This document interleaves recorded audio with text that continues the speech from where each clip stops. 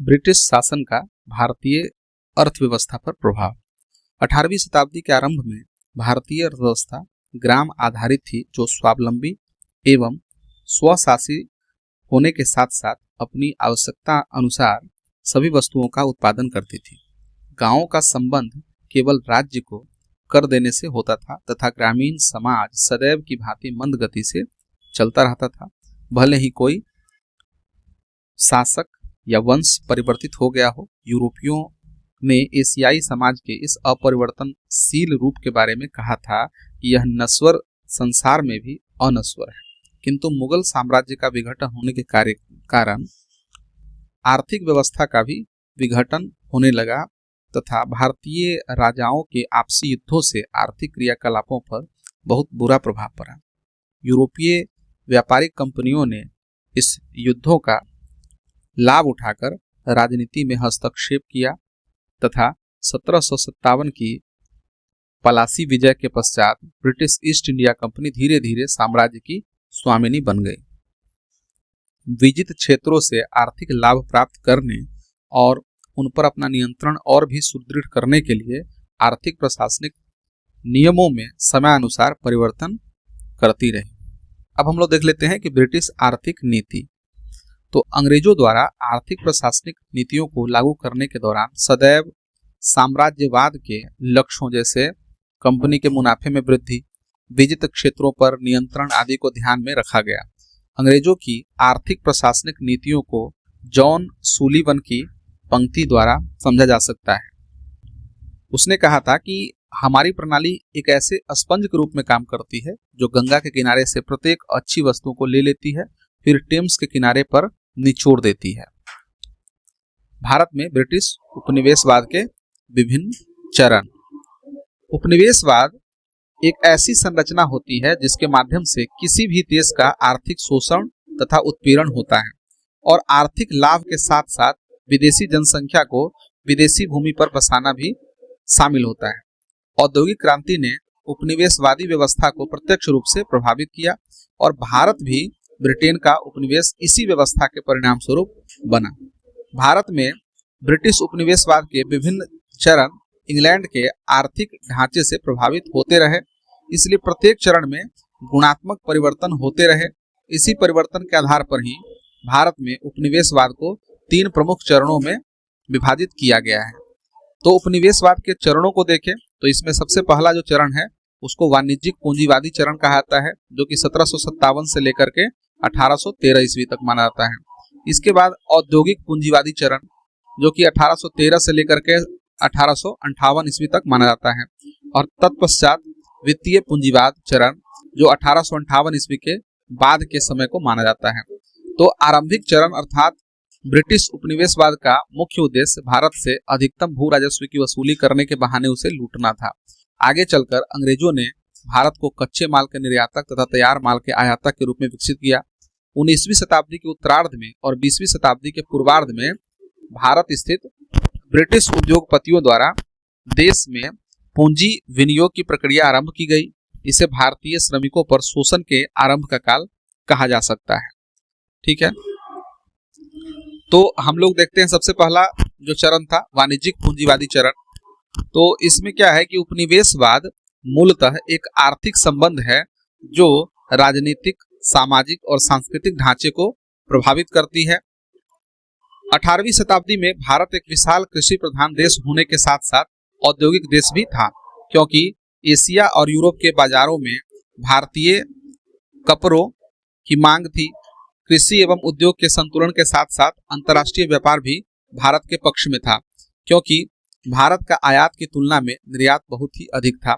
किंतु भारत के इस बढ़ते व्यापार पर यूरोपीय पूंजीपतियों की कुदृष्टि पहले से ही थी। वे भारत आकर भारतीय पूंजीपतियों से प्रतिस्पर्धा करने लगे। ठीक है, तो वाणिज्यिक पूंजीवादी के चरण के हम प्रमुख लक्ष्यों को देखें तो इस चरण में कंपनी का प्रमुख लक्ष्य भारत से अत्यधिक पूंजी को एकत्रित करना था। अंग्रेज भारत में न्यायिक व्यवस्था, यातायात, संचार आदि में बिना कोई मौलिक परिवर्तन किए अधिक से अधिक पूंजी अर्जित करना चाहते थे। दूसरा कि कंपनी अपनी शक्ति बढ़ाने के लिए सैनिक शक्ति, व्यापार केंद्र, मिलों आदि के लिए भारी धनराशि एकत्रित करना चाहती थी। तीसरा कि भारतीय वस्तुओं को कम से कम कीमत पर खरीदना तथा यूरोप में इन वस्तुओं को भारी कीमत पर बेचकर अधिक से अधिक लाभ कमाना उनका लक्ष्य था। अगला देखें तो भारतीय व्यापार पर कंपनी का एकाधिकार स्थापित करना। कंपनी ने इंग्लैंड के व्यापारियों को रिश्वत देकर भारत से दूर रखा ताकि वह अपने लक्ष्य को निर्बाध रूप से प्राप्त कर सके, किंतु आरंभ से ही ब्रिटिश उद्योगपति ब्रिटेन में भारतीय वस्त्रों की लोकप्रियता से ईर्ष्या करते थे। वस्त्रों का फैशन एकाएक बदल गया था। अंग्रेजों के खुरदुरे ऊनी कपड़ों की जगह भारत में हल्की सूती वस्त्रों ने ले ली थी। प्रसिद्ध उपन्यासकार डेनियल डिफो की शिकायत थी कि भारतीय वस्त्र हमारे घरों, हमारे कक्षों तथा हमारे शयनागारों में भी प्रवेश कर चुके हैं। पर्दे, गद्दे, कुर्सियां तथा अंत में बिस्तर भी मलमल या भारतीय वस्तुओं के अलावा कुछ नहीं रहे। भारत में निर्मित वस्तुओं के ब्रिटेन में विक्रय को कम कराने या समाप्त कराने के लिए ब्रिटिश उद्योगपतियों ने अपनी सरकार पर दबाव डाला। 18वीं सदी के मध्य तक छापेदार या रंगे हुए सूती वस्त्रों के व्यापार पर प्रतिबंध लगाने वाला कानून बन चुका था। हॉलैंड को छोड़कर दूसरे यूरोपीय देशों ने भी भारतीय वस्त्रों के आयात पर या तो प्रतिबंध लगा दिया या उन पर भारी आयात शुल्क लगा दिए गए। लेकिन इन कानूनों के बावजूद भारत के रेशमी और सूती वस्त्र 18वीं सदी के मध्य तक विदेशी बाजारों में जमे रहे, मगर तब तक नई और विकसित प्रौद्योगिकी के आधार पर ब्रिटेन का वस्त्र उद्योग भी पनपने लगा था। कंपनी के व्यापारिक संबंधों में गुणात्मक परिवर्तन 1757 ईस्वी के प्लासी के युद्ध के पश्चात आया। कंपनी ने अपनी राजनीतिक शक्ति का उपयोग करके बंगाल के बुनकरों पर अपनी शर्तें डाल दी, ठीक है, और अपना माल न केवल कम और निर्धारित दामों पर बल्कि घाटे पर भी बेचने के लिए बाध्य किया। इस प्रकार कंपनी ने भारतीय या विदेशी प्रतिद्वंदी व्यापारियों को बाजार के दौर से बाहर कर दिया और बंगाल के दस्तकारों को अधिक मजदूरी या दाम देने से रोके रखा। नोट में देखें तो ब्रिटेन के राजा ने 1765 ईस्वी में एक फरमान द्वारा बंगाल, बिहार और उड़ीसा की दीवानी ईस्ट इंडिया कंपनी को 26 लाख में दे दी थी। वाणिज्यिक पूंजीवादी चरण के हम प्रभावों को देखें तो पहला तो यह है कि शिल्पकारों को न्यूनतम जीवन निर्वाह योग्य मजदूरी भी नहीं दी गई और वे कृषि की तरफ मुड़ने को तैयार हो गए। दूसरा कि राष्ट्रीय धन का एकमात्र स्रोत कृषि रह गया और अधिकतम जो जनसंख्या थी वो कृषि पर निर्भर हो गई। लगान को प्रतिवर्ष बढ़ाना और उसका बेरहमी से वसूल किया जाना अंग्रेजों की आर्थिक नीति का लक्ष्य था। भारत से धन का एक तरफा बहिर्गमन इंग्लैंड को होता रहा, जिससे इंग्लैंड की पूंजी में वृद्धि हुई, जिसकी परिणति इंग्लैंड की औद्योगिक क्रांति के रूप में हुआ। इस चरण में भारत के कुटीर उद्योगों और समृद्ध व्यापार को गहरा धक्का लगा। 1765 से लेकर 71 ईस्वी के बीच बंगाल के राजस्व का अधिशेष जो लगभग 40 लाख पाउंड थी, कंपनी ने हड़प लिया। एडम स्मिथ ने इस एक पक्षीय वस्तुओं के अधिगमन को तथा भारत से धन की प्राप्ति को लूट की संज्ञा दी और स्वामियों के अधिकरण को भारत में लुटेरों की नियुक्ति करने वाला अधिकरण की संज्ञा दी। तो हमने पहला चरण देखा। अब दूसरे चरण को देख लेते हैं। दूसरा चरण है औद्योगिक पूंजीवाद, ठीक है। तो औद्योगिक पूंजीवाद क्या है? तो इसमें हम लोग देखते हैं कि ब्रिटेन की औद्योगिक क्रांति ने उसकी अर्थव्यवस्था तथा भारत के साथ उसके आर्थिक संबंधों को पूरी तरह से बदलकर रख दिया। भारतीय हस्तशिल्प को असल धक्का 1813 ईस्वी में लगा, जब उसके हाथों से विदेशी बाजार ही नहीं छीने, बल्कि इससे भी महत्वपूर्ण बात यह थी कि उससे स्वयं भारतीय बाजार भी छीन गए। इस चरण में 1813 ईस्वी के चार्टर्ड के अनुसार भारतीय बाजार को ब्रिटिश वस्तुओं के बाजार के लिए खोल दिया गया और कंपनी का व्यापारिक एकाधिकार भी समाप्त कर दिया गया। अब ब्रिटिश शासन का उद्देश्य अधिक से अधिक राज्यों को प्रत्यक्ष नियंत्रण में लेना हो गया ताकि इंग्लैंड में ब्रिटिश वस्तुओं के उत्पादों को भेजना आसान हो जाए। 18वीं सदी के उत्तरार्ध तथा 19वीं सदी के पहले कुछ दशकों में ब्रिटेन में महत्वपूर्ण सामाजिक आर्थिक रूपांतरण प्रारंभ हुआ। आधुनिक मशीनों, कारखाना प्रणाली तथा पूंजीवाद के आधार पर ब्रिटिश उद्योग का तेजी से विकास और प्रसार हुआ। इस विकास को अनेक कारणों से बल मिला, जो इस प्रकार है कि पहला, युद्ध और उपनिवेशवाद के द्वारा ब्रिटेन में अनेक विदेशी बाजारों पर एकाधिकार कायम कर लिया था। इससे ब्रिटेन में निर्यातक वस्तुओं का उत्पादन तेजी से बढ़ा, जिसमें उत्पादन तथा संगठन के आधुनिकतम तकनीकों का उपयोग किया गया। Africa, West Indies, Latin America Canada, चीन तथा सबसे बढ़कर भारत में निर्यात के लिए असीम अवसर प्रदान किए। यह बात सूती वस्त्र उद्योग के लिए खासतौर पर सही थी, जो ब्रिटेन की औद्योगिक क्रांति का प्रमुख वाहक बन गया। ब्रिटेन ने अब तक व्यापार की एक औपनिवेशिक प्रणाली स्थापित कर ली थी, जिससे औद्योगिक क्रांति को बल मिला, और बदले में औद्योगिक क्रांति ने इस प्रणाली को और भी मजबूत बनाया। उपनिवेश तथा अल्प विकसित देश ब्रिटेन को उनके कारखानों और खदानों के लिए कच्चे माल का निर्यात करते और ब्रिटेन उन्हें अपने कारखानों को तैयार माल बेचते।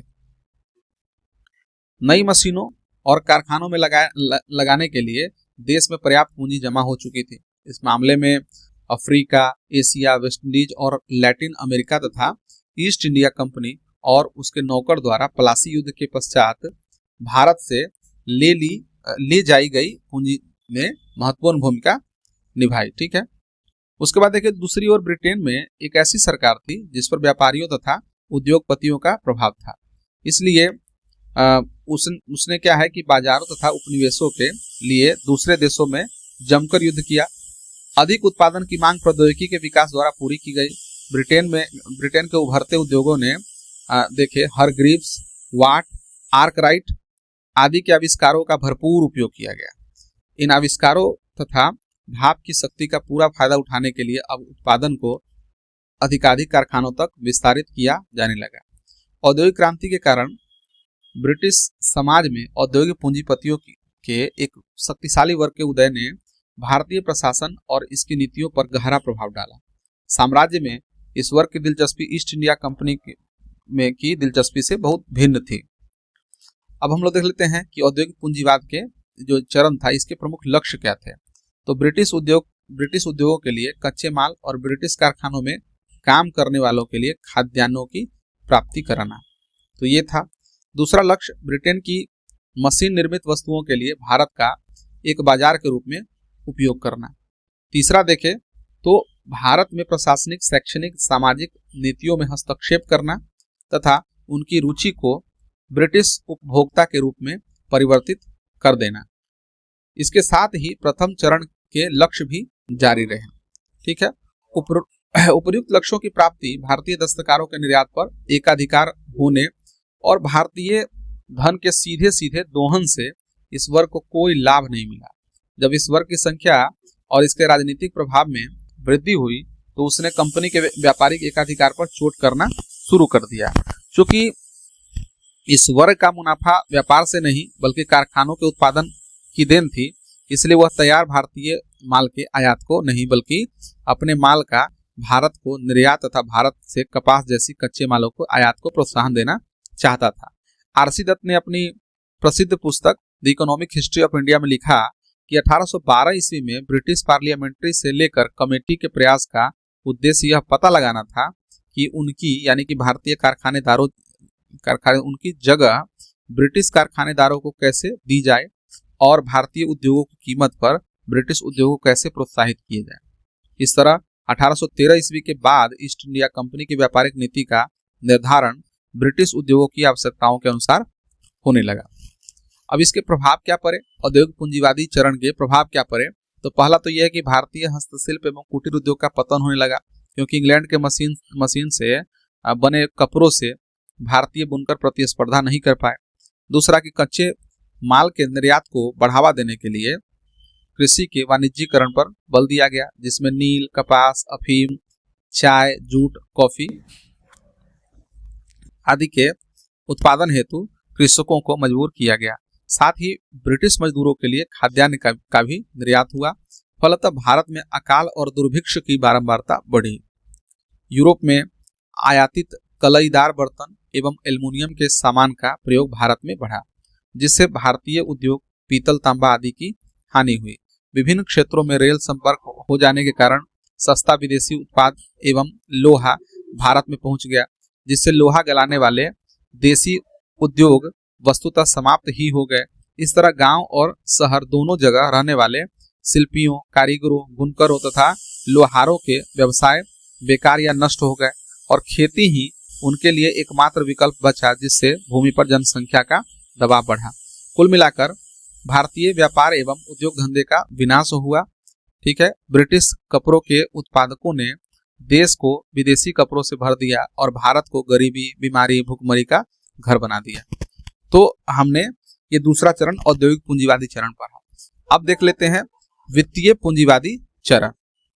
1858 के बाद की स्थिति है। तो ब्रिटेन में औद्योगिक क्रांति तथा औपनिवेशिक बाजारों के परिणाम स्वरूप भारी मात्रा में पूंजी जमा हुई, जिससे उद्योगपतियों की संपत्ति में और भी वृद्धि हुई। इस बढ़ती पूंजी से समाज में दो वर्ग उत्पन्न हुए, पूंजीपति वर्ग तथा मजदूर वर्ग। इस बढ़ती पूंजी ने उद्योगपतियों की संपत्ति में वृद्धि करने के साथ साथ मजदूर वर्ग को एकत्रित होने के लिए प्रेरित किया तथा मजदूरों की इस बढ़ती शक्ति से उद्योगपति आशंकित होने लगे। यूरोपीय पूंजीपति यह मानने लगे थे कि अब मजदूरों की सौदेबाजी की क्षमता में वृद्धि हो सकती है, जिसका प्रभाव प्रत्यक्ष रूप से पूंजीपतियों पर पड़ता। दूसरी ओर इस दौरान मार्क्स एवं एंजेल्स का द कम्युनिस्ट मैनिफेस्टो अंग्रेजी भाषा में प्रकाशित हो चुका था, जिसने मजदूरों की शक्ति को बढ़ाने का काम किया। यह वित्तीय चरण केवल बाह्य कारणों से न बल्कि आंतरिक कारणों से भी शुरू किया गया। 1857 ईस्वी की विद्रोह कंपनी के अधिकारियों की उत्पीड़क लगान व्यवस्था, भारतीय रियासतों का ब्रिटिश क्षेत्रों में विलय, ब्रिटिश उपनिवेशवाद की विस्तार नीति, भारतीय परंपरागत उद्योग का पतन आदि का परिणाम था। यद्यपि इस विद्रोह को दबा दिया गया, किंतु ब्रिटिश शासन के विरुद्ध आम जनता की नाराजगी स्पष्ट हो गई। इसलिए अंग्रेजों द्वारा स्थापित औपनिवेशिक नीतियों में परिवर्तन आवश्यक हो गया था। तो वित्तीय पूंजीवादी चरण के लक्ष्य क्या थे? तो भारत को अंग्रेजों द्वारा मुनाफे की ओर बढ़ाने के लिए ब्रिटिश पूंजी का निवेश, व्यापारिक एवं सामाजिक आवश्यकताओं की पूर्ति करना आवश्यक हो गया था। इसी क्रम में रेल लाइनों का जाल, सड़कों का विकास, डाक तार एवं संचार के साधनों का विकास आदि भारत में किया गया। अंग्रेजों ने इन्हीं लक्ष्यों की प्राप्ति हेतु भिन्न भिन्न कार्य किए, जैसे कि ब्रिटेन द्वारा भारत पर अपनी पकड़ मजबूत करने के लिए पूंजी का निवेश सार्वजनिक ऋण के रूप में किया गया। ठीक है। इसके बाद देखें तो ब्रिटिश पूंजी का निवेश रेल लाइन में किया गया। साथ ही सरकार से 5% ब्याज की गारंटी भी दी गई ताकि संचार साधनों का निर्माण किया जा सके। बैंकिंग व्यवस्था का विकास भी भारत में किया गया तथा इन बैंकों में मुख्यालय भारत से बाहर रखे गए ताकि औद्योगिकरण पर नियंत्रण किया जा सके। इस चरण में प्रबंधन एजेंसियों को अपनाया गया ताकि भारतीय पूंजी पर प्रभुत्व बना रहे। इस प्रबंधन एजेंसी द्वारा विभिन्न औद्योगिक एवं कल कारखानों में वृद्धि के साथ साथ पूंजी एकत्रित करने का काम भी किया जाता था। अब वित्तीय पूंजीवादी चरण के प्रभाव को अगर देखें तो 18वीं सदी के अंत तक भारत की राष्ट्रीय आय का एक बड़ा हिस्सा भारत से बाहर भेजा गया था, किंतु वास्तविक दोहन इससे भी अधिक था, क्योंकि अंग्रेज अधिकारियों के वेतन एवं अन्य आय तथा अंग्रेज व्यापारियों के व्यापारिक लाभ का बड़ा हिस्सा इंग्लैंड को जाता था। इस व्यवस्था से भारत का निर्यात आयात की तुलना में बहुत बढ़ गया, जिसका कोई लाभ भारतीयों को नहीं मिला। इस अत्यधिक दोहन के परिणाम इस प्रकार हैं। तो पहला तो ये कि अंग्रेजों ने भारत में अपना व्यापार बढ़ाया, किंतु इस पूंजी निवेश से भारत का औद्योगिक विकास नहीं हुआ। पहला तो ये। दूसरा देखें तो भारत को सार्वजनिक ऋण पर ब्याज एवं लाभांश देने को विवश किया गया, जिससे भारत का आर्थिक दृष्टिकोण निर्बल हुआ। तीसरा कि अंग्रेजों ने स्वयं को सभ्य बताकर स्वशासन एवं लोकतंत्र के लिए भारतीयों को अयोग्य घोषित कर दिया। ठीक है। इसके बाद देखें तो अंग्रेजों ने उपनिवेशवाद विरोधी विचारों को रोकने के लिए आधुनिक समाज, संस्कृति एवं राजनीतिक जागरूकता को नहीं फैलने दिया। परिणाम स्वरूप भारतीय समाज में शिक्षा का विकास नहीं हो पाया। वित्तीय चरण में भारतीय अर्थव्यवस्था एवं समाज से ब्रिटेन की अर्थव्यवस्था तथा सामाजिक हितों की पूर्ति की जा रही थी, जिसके कारण भारत उद्योग एवं समाज में अन्य देशों से पिछड़ गया। किंतु ब्रिटिश उपनिवेशवाद से भारतीय हितों तथा भारत की सामाजिक, आर्थिक, राजनीतिक प्रगति से टकराव की स्थिति उत्पन्न हो गई, जिसने एक मजबूत एवं सुदृढ़ राष्ट्रीय आंदोलन को जन्म दिया। तो दोस्तों, हम लोगों ने यह जो पढ़ा है, यह अध्याय है कि यहाँ पर कि ब्रिटिश शासन का भारतीय अर्थव्यवस्था पर प्रभाव। ठीक है। तो ये हमने पढ़ा। तो बाकी इसके जो अन्य अंश हैं अगले वीडियो में हम लोग देखेंगे।